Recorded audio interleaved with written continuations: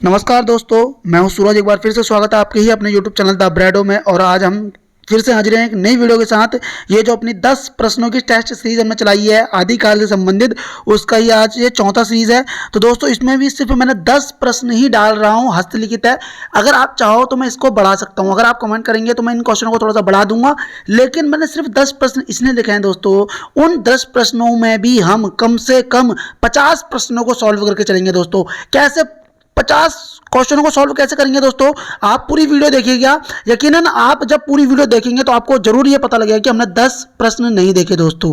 हमने चाहे 20 देखे, चाहे 30 देखे, चाहे हमने 40 देखे होंगे, लेकिन 10 प्रश्न नहीं देखेंगे, हम इससे ज़्यादा देखेंगे। वो कैसे देख पाएंगे, आप वीडियो के साथ बने रहिए, हम देखेंगे कि हम कैसे देखते हैं क्वेश्चन।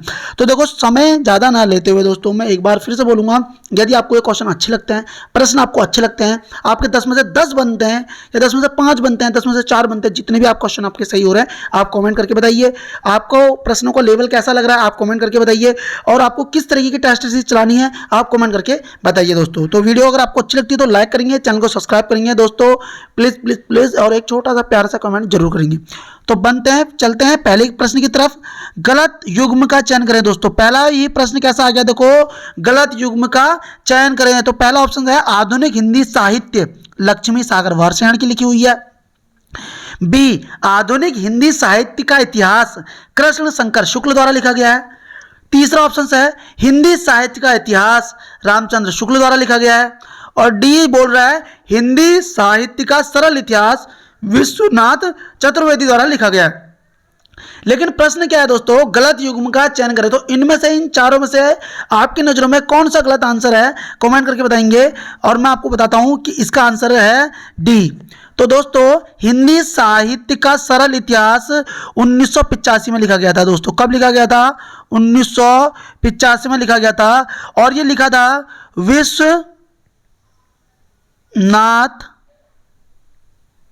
विश्वनाथ त्रिपाठी द्वारा लिखा गया था दोस्तों। किसके द्वारा लिखा गया था?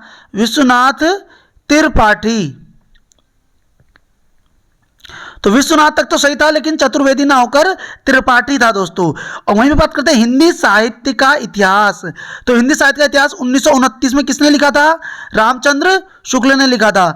आधुनिक हिंदी साहित्य का इतिहास, आधुनिक हिंदी साहित्य का इतिहास दोस्तों 1934 में लिखा गया है। कब लिखा गया था? 1934 में, और कृष्ण शंकर शुक्ल द्वारा लिखा गया था। और हिंदी साहित्य का इतिहास 1931 रमा शंकर शुक्ल रसाल द्वारा लिखा गया था। देखो, हिंदी साहित्य का इतिहास 1931 रमा शंकर शुक्ल रसाल, और आधुनिक हिंदी साहित्य का इतिहास 1934 कृष्ण शंकर शुक्ल रसाल। अगला देखो, आधुनिक हिंदी साहित्य बहुत ज्यादा पूछता है दोस्तों ये। आधुनिक हिंदी साहित्य 1941, आधुनिक हिंदी साहित्य 1941 किसने लिखा है? देखो दोस्तों, लक्ष्मी सागर वार्षण ने लिखा है दोस्तों। किसने लिखा है? आधुनिक हिंदी साहित्य 1941 लक्ष्मी सागर वार्षण ने। और याद रखना, आधुनिक हिंदी साहित्य दो हैं, एक 1950 में भी लिखा गया दोस्तों। आधुनिक हिंदी साहित्य 1950 में किसने लिखा था?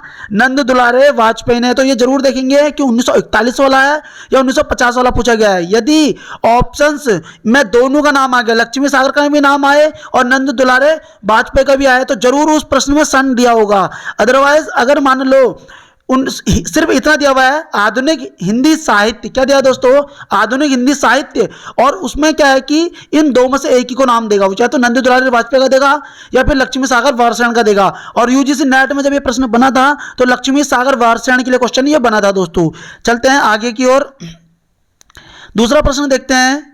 गलत युग्म का फिर से चयन करें दोस्तों, गलत युग्म का चयन करें। पहला ऑप्शन क्या है? गारसा दत्तासी ने वर्ण अनुक्रम पद्धति का प्रयोग किया था। मतलब गारसा दत्तासी ने जो अपना ग्रंथ लिखा था, हिंदी साहित्य का पहला जो ग्रंथ, हिंदी साहित्य इतिहास का लेखन का जो सबसे पहला प्रयास किया था वो गारसा दत्तासी ने करा था। और उनके ग्रंथ का नाम क्या था? इस्तवार द लिटरेचर एंडोवी ए हिंदुस्तानी, जिसको फ्रेंच भाषा में लिखा गया था और जो 2 भागों में या जिसके 2 संस्करण प्रकाशित हुए थे दोस्तों। पहला जो संस्करण था वो 2 भागों में आया था, 1839 और 1847 में। और गारसा दत्तासी का जो दूसरा संस्करण आया था, इस्तवार द लिटरेचर एंडोवी ए हिंदुस्तानी का दूसरा संस्करण कब आया था दोस्तों? वह था 1871 में। और इसके ग्रंथ को हिंदी अनुवाद किसने किया था दोस्तों? तो लक्ष्मी सागर वार्ष्णेय ने ही किया था 1952 में। और उस ग्रंथ का नाम क्या था जो अनुवाद किया था? इस्तवार द लिटरेचर हिंदुस्तानी का जो हिंदी अनुवाद हुआ था, एंदवी साहित्य का इतिहास नाम से हुआ था दोस्तों। एंदवी साहित्य का इतिहास 1952 में लक्ष्मी सागर वार्ष्णेय द्वारा किया गया था दोस्तों। बी ऑप्शन क्या बोल रहा है? मिश्र बंधु ने काल अनुक्रम पद्धति, मतलब मिश्र बंधु ने जो मिश्र बंधु विनोद लिखा था उसमें कौन सी पद्धति का प्रयोग करा? काल अनुक्रम पद्धति का। तीसरा ऑप्शन आ रहा है राम स्वरूप चतुर्वेदी ने विधेयवादी पद्धति, या डी नलिन विलोचन शर्मा ने रामचंद्र शुक्ल को प्रथम विधेयवादी साहित्यकार माना। तो चार के चार ऑप्शन आपके सामने रखे हुए हैं दोस्तों। तो इसमें आप कौन सा ऑप्शन लगाएंगे? तो इसका आंसर क्या है? डी है दोस्तों। डी से मतलब क्या बनना है? नलिन विलोचन शर्मा ने रामचंद्र शुक्ल को प्रथम विधेयवादी साहित्यकार माना।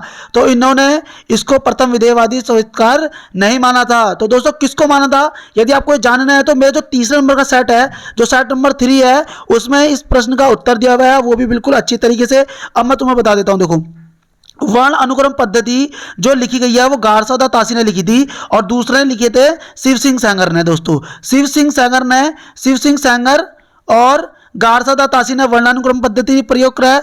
काल अनुक्रम पद्धति में बोलेंगे गिरियर्सन। काल अनुक्रम पद्धति में प्रयोग किसने किया था? एक किया था गिरियर्सन ने, दूसरे में कौन है? मिश्र बंधु। और विधेयवादी पद्धति का प्रयोग किसने किया था दोस्तों? राम स्वरूप चतुर्वेदी, रामचंद्र शुक्ल, तीसरे थे बच्चन सिंह। विधेयवादी पद्धति का प्रयोग करने वाले राम स्वरूप चतुर्वेदी, रामचंद्र शुक्ल और बच्चन सिंह। तो नलिन विलोचन शर्मा ने रामचंद्र को प्रथम विधेयवादी नहीं माना था, तो उन्होंने माना किसको था? अगर ये आपको जानना है तो तीसरे नंबर का सेट देखेंगे, वहां इस प्रश्न का उत्तर दिया हुआ है दोस्तों। बढ़ते हैं अगले तरफ, अगले प्रश्न में। और यकीनन आपको मजा आ रहा है तो प्लीज लाइक कर दीजिए और कमेंट कर दीजिए। इतना अच्छे तरीके से अगर कोई तुम्हें समझा रहा है, मतलब एक प्रश्न में इतनी सारी चीजें अगर आपको जानकारी मिल रही है, तो यकीनन इसको आपको फायदा बहुत ज्यादा मिलने वाला है। मैं सारी 10 नंबर की सीरीज को ऐसे ही चलाऊंगा दोस्तों। और यकीनन अगर मैं आदिकाल की पूरी लंबी से लंबी सीरीज चलाऊंगा, तो मेरी जो समझाने का तरीका होगा, मेरा जो उसको बताने का तरीका होगा, जो उसका विस्तार का तरीका होगा, वो दोस्तों यही रहने वाला है। एक क्वेश्चन लेंगे, जब तक उसकी छोटी से छोटी, बड़ी से बड़ी चीजें हमें नहीं पता चलती है, उसका पढ़ने का कोई मजा नहीं है। रटने से यहां कोई काम बनना नहीं है दोस्तों। रटोगे कितना रट लोगे भाई? मैं तुम्हें अपना बता रहा हूं, देखो मैं अपना खुद बता रहा हूं, कम से कम मुझे 3000 से ऊपर सन याद होंगे हिंदी साहित्य में। 3000 से ऊपर मुझे सन याद है। लेकिन इसमें भी मुझे पता है कि कभी हमारे दिमाग से स्किप हो जाते हैं, सन उड़ जाते हैं, और कई सारे ऐसे सन होते हैं जो हमें भी समझ नहीं आ रहे थे, हम भी भूल जाते हैं। तो अगर आता भी है तो उसको और बढ़ाने की कोशिश करो दोस्तों। प्रश्न नंबर है तीसरा, हिंदी भाषा का उद्भव और विकास ग्रंथ किसका है? हिंदी भाषा का उद्भव और विकास ग्रंथ किसका है? हजारी प्रसाद द्विवेदी, नारायण चतुर्वेदी, उदय नारायण तिवारी या भगीरथ मिश्र दोस्तों। तो किसका है दोस्तों? हजारी प्रसाद द्विवेदी, नारायण चतुर्वेदी, उदय नारायण तिवारी या भगीरथ मिश्र। तो इसका आंसर क्या है? उदय नारायण तिवारी। हिंदी भाषा का उद्भव और विकास किसकी पुस्तक है दोस्तों?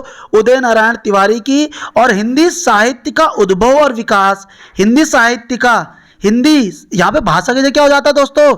अगर यहाँ पे हो जाता साहित्य, तो इसका आंसर हो जाता हजारी प्रसाद द्विवेदी 1952। हजारी प्रसाद द्विवेदी ने देखो दोस्तों 3 ग्रंथ लिखे हुए हैं, याद रखना। हिंदी साहित्य का उद्भव और विकास 1952, हिंदी साहित्य का आदिकाल 1952, हिंदी साहित्य की भूमिका 1940।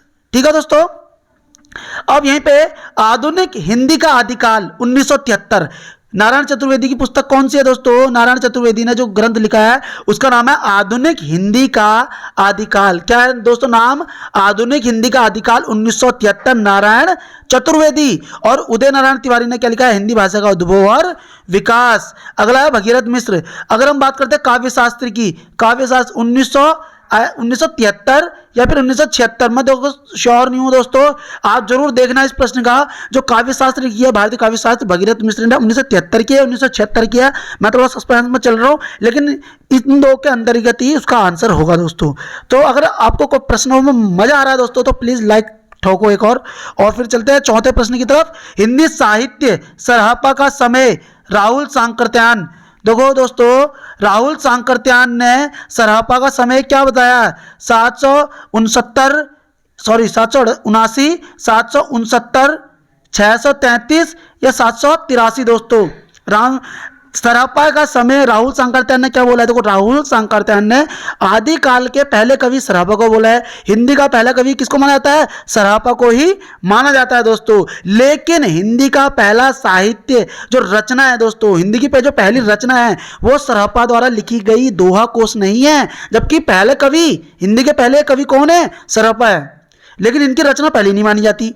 पहली कौन सी मानी जाती है? मानी जाती है श्रावकाचार, देवसेन ने लिखी थी दोस्तों। हिंदी की पहली रचना श्रावकाचार देवसेन ने लिखी थी 933 ईस्वी में, और देवसेन जैन आचार्य हैं, और उसमें 250 दोहों में श्रावक धर्म को बताया गया था दोस्तों। क्लियर बात आ रही है? लेकिन यहां पे प्रश्न क्या बन रहा है? प्रथम सिद्ध सरहप्पा का समय राहुल सांकृत्यायन के अनुसार क्या था दोस्तों? दोस्तों इनका समय माना गया है आपका 700, क्या माना गया? एक मिनट है, 700, एक मिनट कट, ए आंसर 779 माना गया था दोस्तों। और 783 किसका माना गया है? स्वयंभू का। किसका? देखो दोस्तों, स्वयंभू का। और 633 भी सरहप्पा का ही है। 633 किसका है दोस्तों? सरहप्पा का ही है। लेकिन विनयतोष भट्टाचार्य और रामचंद्र शुक्ल, इन दोनों ने ही 633 मानी था सरहप्पा का कार्यकाल। इसीलिए रामचंद्र शुक्ल ने बोला था कि सिद्धों के उसमें, मतलब सिद्धों के जो ग्रंथ थे, सिद्धों के जो पद थे, वो 7वीं सदी से शुरू हो गए था, उसमें ही हमें अपभ्रंश का रूप दिखाई देता है, ऐसा बोला था रामचंद्र शुक्ल ने। अगला आ रहा प्रश्न 5वां, अनिर्दिष्ट लोक प्रवृत्ति आदि काल के संबंध में कथन। अनिर्दिष्ट लोक प्रवृत्ति, एक मिनट, कॉल आ रहा आपका, देखो इसमें क्या बोल रहा है? अनिर्दिष्ट लोक प्रवृत्ति आदि काल के संबंध में कथन।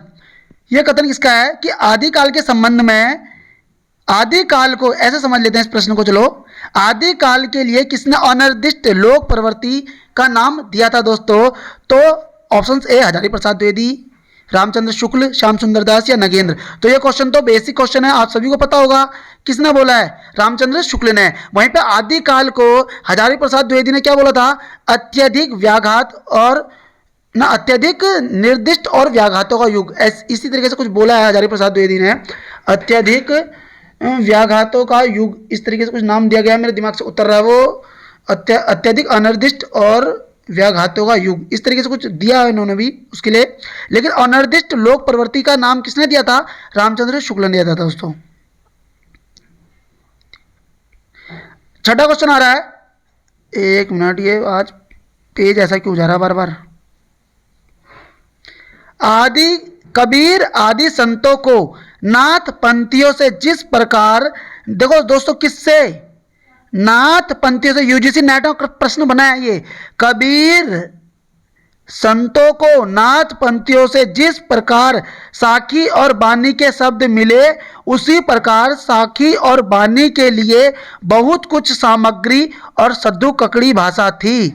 सद्दू ककड़ी भाषा थी। कथन किसने दिया था? कि कबीर आदि संतों को नाथ पंथियों से जिस प्रकार साखी और बानी शब्द मिले, उसी प्रकार साखी और बानी के लिए बहुत कुछ सामग्री और सद्दू ककड़ी भाषा थी। कथन किसने दिया था? रामचंद्र शुक्ल, हजारी प्रसाद द्विवेदी, राम कुमार वर्मा, राहुल सांकृत्यायन। तो दोस्तों इसका आंसर क्या है? रामचंद्र गुप्त की जगह, शुक्ल की जगह मैंने क्या लिख दिया इसमें? गुप्त। आंसर क्या है? रामचंद्र शुक्ल दोस्तों। अगला आ रहा 7वां, गलत युग्म का चयन करें दोस्तों। तो गलत युग्म देखते हैं दोस्तों, अलवारों की संख्या कितनी थी? 12, नैनवारों की संख्या कितनी है? 63, सिद्धों की संख्या 84, और वेद कितने होते हैं? 5। तो इसमें सही आंसर क्या है दोस्तों? सॉरी, गलत उत्तर क्या माना जाएगा? कि कौन सा? वेद वाला। वेद कितने होते हैं? 4 होते हैं दोस्तों। हालांकि भरत मुनि ने किसको? भरत, एक मिनट, आज तो ये पूरी पीडीएफ खराब हो गई है। भरत मुनि ने अपने नाट्य शास्त्र को, दोस्तों किसको? नाट्य शास्त्र को पंचम वेद की उपाधि दी थी दोस्तों, या एक नाम दिया था। जैसे कि मान लो हमारी पूरी पृथ्वी में 2 ध्रुव हैं, पूरी पृथ्वी में, 1 मिनट में बता देता हूं आपको, पूरी पृथ्वी में 2 ध्रुव होते हैं, एक उत्तरी ध्रुव होता है, एक दक्षिणी ध्रुव होता है, लेकिन एवरेस्ट की चोटी के शिखर को भी पृथ्वी का तीसरा ध्रुव नाम दिया गया दोस्तों। तो पूरी पृथ्वी में तो 2 ध्रुव होते हैं, लेकिन एवरेस्ट की चोटी को भी क्या बोला जाता है कि पृथ्वी का तीसरा ध्रुव है। वैसे वेदों की संख्या तो 4 थी, लेकिन भरत मुनि ने अपने नाट्य शास्त्र के लिए क्या शब्द का प्रयोग किया था? पंचम वेद। ठीक है दोस्तों, तो हमें याद आ गया अलवारों की संख्या कितनी थी? 12। नैनारों की संख्या जो शैव होते हैं उनकी संख्या 63, सिद्धों की संख्या 84 और वेद कितने होते हैं दोस्तों? 4। प्रश्न नंबर दोस्तों बढ़ते हैं 8वें की तरफ। संत मत के अलावा शब्द, देखो नेक्स्ट क्वेश्चन देखो यही आ गया, 7वां क्वेश्चन जो था, 6ठा क्वेश्चन। संत बोले तो कबीर मत के अलावा शब्द या शब्द का प्रचलन किस पंथ में हुआ? तो सिद्धों में, जैन में, नाथ में, सखी में। तो देखो 7वां प्रश्न क्या था? सिद्धों, साकी और शब्दी प्रचलन नाथों में था। तो सिद्ध, जैन, नाथ, सखी। तो इसका आंसर क्या है दोस्तों? यूजीसी नेट बना हुआ है नाथों से। संत मत के अलावा शब्द का प्रचलन और किस पंथ में हुआ था? तो नाथ में हुआ था दोस्तों। अगला प्रश्न देखते हैं 9वां नंबर का। गौरक बानी के संपादक कौन है? तो गौरक बानी के संपादक रामचंद्र शुक्ल, हजारी प्रसाद द्विवेदी, श्याम सुंदर दास या पीताम्बर दत्त बर्तवाल। तो इसका आंसर क्या है दोस्तों? पीताम्बर दत्त बर्तवाल। हिंदी में सर्वप्रथम डॉक्टरेट की उपाधि पाने वाले दोस्तों कौन है? पीताम्बर दत्त बर्तवाल है। हालांकि उत्तराखंड से इनका संबंध है। तो पीताम्बर दत्त बर्तवाल हिंदी में डॉक्टरेट की उपाधि पाने वाले प्रथम व्यक्ति। काव्य में निर्गुणवाद, इनने जो पीएचडी में शायद इनका एक जो शोध कार्य था निर्गुण काव्य कुछ इनका था, काव्य में निर्गुणवाद था या ऐसे कुछ निर्गुण से संबंधित था इनका शोध। मैं तुम्हें बता दूंगा, या खुद तुम सर्च कर लेना भी गूगल में, तुम्हें खुद पता चल जाएगा कि किसी चीज़ में। देखो दोस्तों, किसी भी क्वेश्चन में अगर सस्पेंस हो तो उनको सर्च जरूर किया करो दोस्तों, है ना। ऐसा नहीं कि हर चीज़ को हम डाउट हमारा क्लियर कर देंगे। ऐसा होता है कि हर कोशिश करेंगे हम डाउट क्लियर करने की, कुछ चीज़ें हमारी भी माइंड से स्किप हो जाती है। वो तो पीताम्बर दत्त बर्तवाल देखते मेरे दिमाग में ख्याल आया कि काव्य में निर्गुणवाद ऐसे कुछ है इनका, या कबीर का निर्गुणवाद ऐसे कुछ इनका शोध ग्रंथ था। ये भी बनता है क्वेश्चन कि पीताम्बर दत्त बर्तवाल का शोध जो विषय था वो क्या था दोस्तों। 10वां प्रश्न है, देखो आज का लास्ट प्रश्न है। हिंदी साहित्य के आदिकाल का अभिनव जयदेव किसे कहा जाता है? तो हिंदी साहित्य के आदिकाल का अभिनव जयदेव किसे कहा जाता है दोस्तों? विद्यापति को, चंद्र बरदाई को, पुष्पदंत को या जगनिक को? पूरा काट देते हैं, साफ करके कर देते हैं। तो अभिनव जयदेव की उपाधि किसको मिली है दोस्तों? विद्यापति को मिली है। किसको मिली है दोस्तों? विद्यापति को। तो आशा करता हूं आज की वीडियो आपको अच्छी लगी होगी। अगर दिए गए प्रश्न आपको सच में अच्छे लगे तो प्लीज़ वीडियो को लाइक करेंगे, चैनल को सब्सक्राइब करेंगे और एक छोटा सा प्यारा सा कमेंट जरूर करेंगे दोस्तों। मिलते हैं एक और वीडियो के साथ। बाय।